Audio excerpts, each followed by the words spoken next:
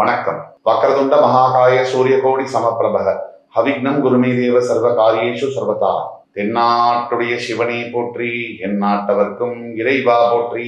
நண்பர்களே, இந்த புத்தம் புதிய காணொலியில் உங்கள் அத்துணை பேரையும் வரவேற்பதில் மிக்க மகிழ்ச்சி கொள்கிறேன். கடவுள் சொல்லும் தீர்ப்பு இந்த சீரியஸ் எபிசோட்ஸ்ல இன்றைக்கு நாம் பேச போவது ரிஷப ராசி.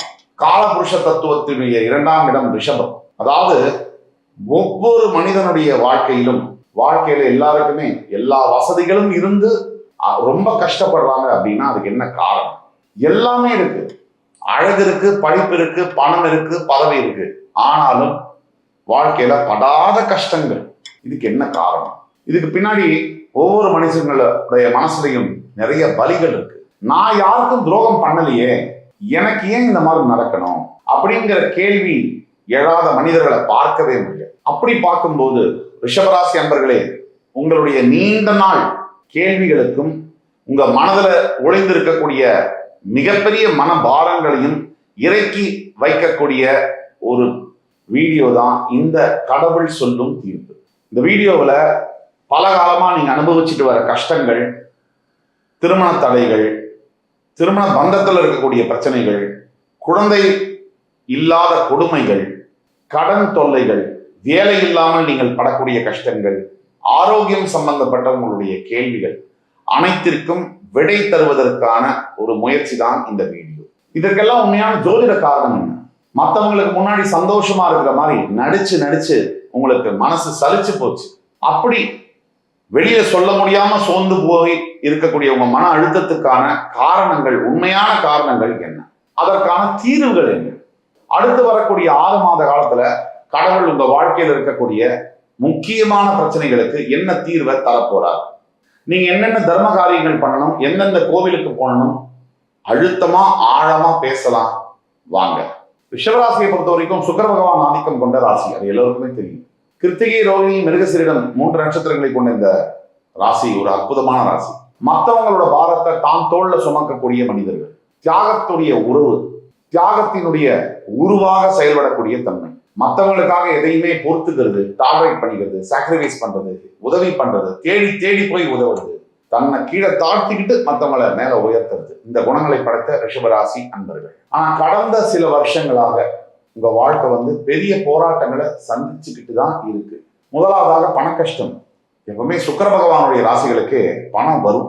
இப்ப என்ன பிரச்சனை அப்படின்னா, பணம் வர்றதும் தெரியல, எங்கிருந்து வருதுன்னு தெரியல, அதை விட முக்கியமா அந்த பணம் எங்க போகுதுன்னு தெரியல. இப்படி கண்ணி வைக்கிற நேரத்துக்குள்ள பண செலவாளி, கடனாளியாக நம்ம உட்காந்துருக்கோம். ஒரு 30 நாள் கொண்ட ஒரு மாசத்துல 10ஆம் தேதி வரைக்கும் பணம் வருது. அது வர்ற ஸ்பீடை விட அது எங்க போய் மாயமா மறையுது அப்படிங்கிறத கண்டுபிடிக்கவே முடியல. வாங்கின கடனையும் அடைக்க முடியல, அதுக்கு வட்டியும் கட்ட முடியல. அதை விட முக்கியமானது நிம்மதி என்பது இந்த பண பிரச்சனையினால போயிடுச்சு. 2வது குடும்பம் மற்றும் திருமண தடை. ஒரு மனுஷன், அது ஆணா இருக்கட்டும் பெண்ணா இருக்கட்டும், இப்ப ஜெண்டர் பயாஸா பேசவே கூடாது. இன்னைக்கு காலகட்டங்கள்ல ஆண் பெண் சமமா இருக்கக்கூடிய இந்த உலகத்துல உடனே இதை பார்த்து கொண்டிருக்கக்கூடிய பெண் ரிஷபராசி என்பர்கள், பெண்கள் ரொம்ப இன்னும் கஷ்டப்பட்டுதான் இருக்காங்க. ஆண்லாம் கொடுமைப்படுத்துறாங்க, உண்மைதான். பெண்கள் கஷ்டமே படலைன்னு சொல்ல முடியாது. ஆனா இன்றைக்கு ஆண் கொடுமை என்பது அதிகரித்து வரக்கூடிய இந்த காலகட்டத்துல தான் நம்ம வாழ்ந்துட்டு இருக்கோம். அப்ப அப்படி இருக்கக்கூடிய காலகட்டத்துல ஜெண்டர் பயாஸ் இல்லாம ஆணா இருக்கட்டும் பெண்ணா இருக்கட்டும், ஒரு மனுஷங்க நிம்மதியா இருக்கக்கூடிய இடம் எப்படின்னா குடும்பம். வீட்டுக்கு வெளியில எந்த பிரச்சனை இருந்தாலும் அதெல்லாம் சமாளிக்க முடியும், அதெல்லாம் ஹேண்டில் பண்ண முடியும். ஆனா வீட்டுக்குள்ள இருக்கக்கூடிய பிரச்சனைகளை சமாளிப்பது என்பது அவ்வளவு சுலபம் அல்ல. வீட்டுல ஒருத்தங்களுக்கு பிரச்சனை இருக்குன்னா அது ஆபீஸ்ல ரிஃப்ளெக்ட் ஆகும். ஆபீஸ்ல பிரச்சனை இருக்குன்னா கொஞ்ச நேரத்துல அது மறக்க முடியும், வீட்டுல நிம்மதியா இருக்க முடியும். இதுதான் வித்தியாசம். அப்படி உங்கள் வாழ்க்கையில திருமணமே செய்ய முடியாதுன்னு ஒரு மிகப்பெரிய கூட்டம் ரிஷபராசியில காத்துட்டு இருக்கிற அந்த நேரத்துல திருமணம் பண்ணின ரிஷபராசி நண்பர்கள், இந்த திருமணத்தை காப்பாத்துறதுக்காக நீங்க எடுக்கக்கூடிய முயற்சி, சிரமம் அப்படிங்கிறது கணக்கில் அடங்காது. 3வதாக ரிஷபராசிக்கு வெளியில சொல்ல முடியாத பல பிரச்சனைகள் இருக்கு.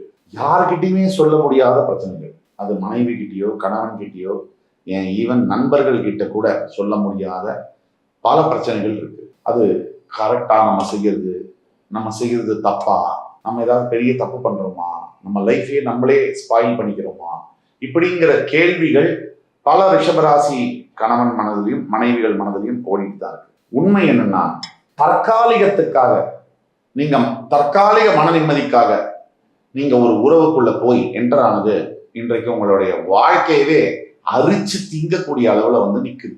அந்த மொமெண்டரி பீஸ் ஆஃப் மைண்டுக்காக நீங்க ஆரம்பிச்சது கண்டிப்பா அது லஸ்ட் கிடையாது. அப்படின்னாலும் அந்த நேரத்துல ஒரு நிம்மதி கிடைக்காதா? என் மனைவியா எப்பா பாரு என்னை வந்து நெகட்டிவா பேசுறா, என் கணவனா கொஞ்சம் கூட அந்த மனுஷன் நான் சொல்றதையோ என் மனசையோ புரிஞ்சுக்கிறதே இல்லை அப்படின்னு வேற ஒரு நட்பு சாதாரணமா இன்னைக்கு நல்லா இருக்கே, இன்னைக்கு அது மனசு ஆறுதலா இருக்கே அப்படின்னு தொடங்கிய ஒரு விஷயம் அது எங்க வந்து இருக்கு அப்படின்னா, டோட்டல் குடும்பத்தையும் டோட்டல் லைஃபையும் டேமேஜ் பண்ற இடத்துல வந்து நிக்குது. இன்னொரு விஷயம் என்னன்னா, உங்க பேரு, உங்க மானம், மரியாதை, உங்க தொழில், உங்க மனசு நிம்மதி எல்லாத்தையும் அது டேமேஜ் ஆல்ரெடி பண்ணியாச்சு. ஆரம்ப காலகட்டத்துல இந்த உறவுக்குள்ள நீங்க போக வேண்டிய காரணமே, நீங்க அப்ப இருந்த மன நிம்மதியை விட, அப்ப இருந்த தொழிலை விட, அப்ப இருந்த சந்தோஷத்தை விட அதிகமான சந்தோஷம் நிம்மதி கிடைக்கும்னா அந்த ரிலேஷன்ஷிப்ல போனீங்க. ஆனா இப்ப என்ன நடந்திருக்குன்னா, இருந்ததும் போச்சு பறந்ததும் போச்சு அப்படிங்கிற மாதிரி டோட்டலா உங்களை டேமேஜ் பண்ற அளவுக்கு வந்து நின்று இருக்கு. ஏன் இன்ஃபேக்ட் அது டேமேஜ் பண்ணியாச்சு. இப்போ வாழ்க்கை வந்து எதை நோக்கி போயிட்டு இருக்கு, வாழ்க்கை பாதை எதை நோக்கி செல்கிறது? இப்போ மனசுல இருக்கக்கூடிய மெயினான கேள்வியே தான். ரிஷபராசிக்காரர்களை பொறுத்த வரைக்கும் சாது மிரண்டால் காடு கொள்ளாதுன்னு சொல்லுவாங்க. உங்களை பொறுத்த வரைக்கும் மிகப்பெரிய பொறுமைசாலிகள் நீங்கள். ஆனால் உங்களுடைய பொறுமையை சோதிச்சு உங்களையும் கோவப்படுத்துறதுக்கு பெரிய கும்பல் பக்கத்திலேயே தான் இருக்கு. உங்களால தாங்கி கொள்ள முடியல. உங்களால உங்களுடைய நல்ல குணங்களை மற்றவங்களுக்கு என்ன எப்படி பார்க்கறாங்க தெரியுமா? நீங்க நல்ல குணங்களை நினைக்கிறீங்க, நல்லதை நினைக்கிறீங்க. ஆனா உங்களை சுத்தி இருக்கிறவங்க நீங்க யாருக்கு நல்லது செய்றீங்களோ அவங்க உங்களோட நல்ல குணத்தை கிண்டலும் கேலியுமா பாக்குறாங்க. இது உங்களுக்கு என்னைக்கு புரிய போகுது அப்படிங்கிறது ஒரு பெரிய கேள்வி. உங்களை எல்லாம் பயன்படுத்திக்கிட்டு கடைசியில உங்களை ஏமாளியாக்கி நடு ரோட்ல விட்டாங்க. இதுதான் நடந்திருக்கு. வேலை செய்யற இடத்துலயா நீங்க என்னமோ எல்லாருக்கும் நல்லது செய்யறான்னு நினைச்சு மற்றவங்க வேலையெல்லாம் இழுத்து போட்டு வாங்கி செஞ்சு உங்க பின்னாடி போய் அவங்களே சிரிக்கிறாங்க. உங்களையே வந்து முட்டாள்ப்பா, எல்லாத்தையும் அவங்களே செஞ்சிருவாங்க, அவங்கள்ட்ட கொடுத்துருங்க, சும்மா ரெண்டு வார்த்தை அப்ரிஷியேட் பண்ணா போதும் அப்படின்னு உங்களை ஒரு பஃபூன் மாதிரி நினைக்கிறாங்க. இதை நீங்க எவ்வளவு சீக்கிரம் முடியுமோ அவ்வளவு சீக்கிரம் புரிஞ்சுக்கணும். என்ன செய்தால் எனக்கு நல்லது நடக்கும்? இதுதான் $1,000,000 கொஸ்டின். அனைத்து ரிஷபராசி என்பவர்களுக்கும் என்ன செய்தால் எனக்கு நல்லது நடக்கும்? உங்களுடைய ராசிநாதன் சுக்கிரன் அப்படிங்கிறதுனால ஸ்ரீரங்கத்தில் இருக்கக்கூடிய ரங்கநாத சுவாமி மகாலட்சுமி தாயாரை நீங்க வணங்கும் போது அது உங்களுடைய வாழ்க்கையில பணம் சம்பந்தப்பட்ட அல்லது மன நிம்மதி சம்பந்தப்பட்ட பல பிரச்சனைகளுக்கு கேள்விகளுக்கு பதில் தரும். மாதிரி இந்த லட்சுமி தாயாருக்கு தாமரை பூவை சமர்ப்பித்து கல்கண்டுல வந்து தீபம் ஏற்றணும். ஒரு நல்ல ஒரு வெத்தலையில ஒரு 5-6 கல்கண்டை வச்சு அதுக்கு நடுவில் கற்பூரத்தை வச்சு தீபம் ஏற்றி வழிபடும் பொழுது உங்களுக்கு நீங்கள் எதிர்பார்க்கக்கூடிய வாழ்க்கை என்பது அமையும். அதே மாதிரி திருமணம் சம்பந்தப்பட்ட தடைகள், இந்த குடும்பத்துல பிரச்சனையை பத்தி பேசணும், குழந்தை பாக்கியத்தை பத்தி பேசணும். இந்த மாதிரி இருக்கக்கூடியவங்க எல்லாம் ஒவ்வொரு வெள்ளிக்கிழமை தோறும் உங்க வீட்டு அருகாமையில் இருக்கக்கூடிய அம்மன் கோவில் அல்லது வீட்டிலேயே வந்து காமாட்சி அம்பாளை படம் வைத்து அவரை காமாட்சி அம்பாள் படம் வைத்து அவரை வழிபடுவது சிறந்த வாழ்க்கை மாற்றங்களை தரும். மாதிரி நிறைய தர்மங்கள் செய்யணும். நமக்கு வாழ்க்கையில மறுபடி பிரச்சனை வருதுன்னா நம்மள மாதிரி அவஸ்தைப்படக்கூடியவர்கள் அல்லது எந்த ஒரு பிரச்சனையிலையும் தவித்து கொண்டிருக்கக்கூடிய மற்ற மனிதர்களுக்கு நம்மால் முடிந்த தர்ம காரியங்களை செய்ய வேண்டும். என்ன வேணா அவங்க மனசுல தோணலாம். உங்க மனசுல இன்னைக்கு வந்து நான் நல்லது செய்யணும்னு நினைச்சீங்க அப்படின்னா உங்களால் நல்லது செய்ய முடியும். அந்த மாதிரி செய்ய உங்களுடைய லைஃப்ல வந்து மிகப்பெரிய சேஞ்சஸ் வந்து வரும். அது மாதிரி உணவு மற்றும் நீர் தானம், நிறைய பேருக்கு ஃபுட்டு வந்து டொனேட் பண்றது. சாதாரண தயிர் சாறு பொட்டலம், எலுமிச்சம்பழை சாதம், ஒரு புளியோதரை சாதம், இந்த மாதிரி சாம்பார் சாதம், இப்படி வந்து நீங்க பொட்டலங்களை வந்து விநியோகம் பண்ணுறது. ஒரு நாளைக்கு ஒரு 50 பேர் வச்சுருக்கு. ஒரு பொட்டலம் 10 ரூபானா கூட 500 ரூபா, ஒரு நாளைக்கு மாசம் 15,000 ரூபா தான். நீங்க இந்த விநியோகம் செய்து உங்களால அவ்வளவு முடியலையா 2 பேருக்கு கொடுங்க பொட்டலம், இல்ல ஒருத்தருக்கு கொடுங்க பொட்டலம். எவ்வளவு பேருக்கு கொடுக்குறீங்கன்றத விட மனசு எவ்வளவு சுத்தமா கொடுக்குறீங்க, எவ்வளவு மனசு சம்மதமா கொடுக்குறீங்க அப்படிங்கிறது தான் முக்கியம். இப்போ கடவுள் வந்து சொல்ல போற தீர்ப்பு என்ன? அடுத்த 6 மாச காலத்துல ரிஷபராசி என்பவர்களுக்கு கடவுள் சொல்லும் தீர்ப்பு என்ன, அதை பத்தி பார்க்கலாம் வாங்க. ரிஷபராசிக்காரர்களை பொறுத்த வரைக்கும் ஏற்கனவே கடவுள் வந்து நம்ம தீர்ப்பை எழுதிட்டாரு, புதுசா ஒண்ணு எழுத போறது. இந்த குரு பயிற்சி ஜூன் 2க்கு பிறகு ரிஷபராசி என்பவர்களுக்கு வரக்கூடிய நன்மைகள் என்பது அளவில் அடங்காது. பல விதங்கள்ல ரிஷபராசி வந்து இப்போ குரு மிதுனத்திலிருந்து கடகத்துக்கு வரும்போது நீங்க 11ஆம் வீட்டுக்குடைய ராசி, உங்களுடைய 3ஆம் வீட்டுக்கு குரு வரார். இந்த 2லிருந்து 3க்கு மாறக்கூடிய குருவினால் மிகப்பெரிய தைரியம், மனோதிடம், கடவுளுடைய துணை, நீங்க உங்க மனநிலையில பெரிய மாற்றங்கள், வாழ்க்கை அடிப்படை வாழ்க்கையில பெரிய மாற்றங்கள், கையேந்தி இருந்த நிலைமையெல்லாம் போய் மற்றவங்களுக்கு நீங்க கை கொடுத்து உதவக்கூடிய நிலைமைகள் வரும். உங்களை யார் யார் சீண்டி பார்த்தாங்களோ, கேவலமா பேசினாங்களோ, நினைச்சாங்களோ, உங்களை அவமரியாதைப்படுத்தினாங்களோ அத்தனை பேரும் உங்க காலில் வந்து விழுந்து மன்னிப்பு கேட்கக்கூடிய ஒரு காலம். அதே மாதிரி உங்களுடைய வீட்டில் இருக்கக்கூடிய பிரச்சனைகள், அந்த பிரச்சனைகள், இந்த பிரச்சனைகள், திருமணம் சார்ந்த பிரச்சனைகள், விவாகரத்து வரைக்கும் போய் நின்று கோர்ட்லயே ஃபைல் பண்ண பிரச்சனையா இருந்தாலும் கூட மறுபடியும் அந்த கேஸ் வாபஸ் பெறப்பட்டு மறுபடி குடும்பமாக குழந்தைகளோடு நல்லா இருக்கக்கூடிய காலங்கள் வெகு தொலைவில் இல்லை. உங்களுடைய வேலை சம்பந்தப்பட்ட விஷயங்கள்ல பெரிய மாற்றங்கள் இருக்கும். நியூ ஜாப் சேஞ்சஸ் கண்டிப்பா இருக்கும்.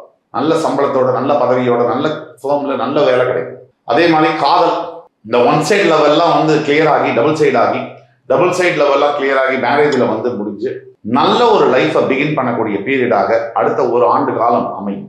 அரசியல்ல இருக்கக்கூடிய ரிஷபராசி என்பவர்களுக்கு பெரிய வெற்றிகள் காத்து கொண்டிருக்கிறது. இது நாள் வரைக்கும் பாஸ்ட்ல இருந்ததெல்லாம் என்ன வேணா நடந்திருக்கலாம். இனிமேல் உங்களுடைய காலம். அதே மாதிரி இது பொது பலன்கள்ல நம்ம சொல்றோம். தனிப்பட்ட உங்க ஜாதகத்துல பார்த்தோம்னா இன்னும் ப்ரிசைஸா நம்மளால பேச முடியும். ரிஷபராசியை பொறுத்த வரைக்கும் பல ஆண்டு காலமாக உங்களுக்கு இருந்து வந்த சோதனை காலம் என்பது முடிந்தது. இனிமேல் உங்களுடைய வசந்த காலம் தொடங்கியது. உங்கள் வாழ்க்கை பயணம் இனிதே ஜூன் 2ஆம் தேதி முதல் தொடங்கும். உங்களை நீங்க நினைச்சதை நடக்கக்கூடிய அளவுக்கு, இது சும்மா வார்த்தைக்காக சொல்றது இல்லை, அந்த அளவுக்கு நல்லா இருக்கு. ஆனாலும் உங்களுடைய பிறப்பு ஜாதகத்து மேல உங்களுக்கான தனிப்பட்ட கேள்விகள் இருந்தால் கீழே கொடுக்குள்ள வாட்ஸ்அப் நம்பர் எங்களை தொடர்பு கொண்டு ஆன்லைன்லயோ நேரடியிலையோ அப்பாயின்மெண்ட் வாங்கி வந்தீங்கன்னா உங்களுடைய லைஃப் ப்ரெடிக்ஷன்ஸை ப்ரிசைஸா சொல்ல முடியும். இந்த வீடியோ உங்களுக்கு பிடிச்சிருக்கும்னு நம்புறேன். ரிஷபராசி என்பவர்களுக்கு மறுபடியும் சந்திக்கும் வரை உங்களிடமிருந்து விடைபெறுவது உங்கள் சுபாஷ் பாலகிருஷ்ணன். நன்றி, வணக்கம், வாழ்க வளமுடன்.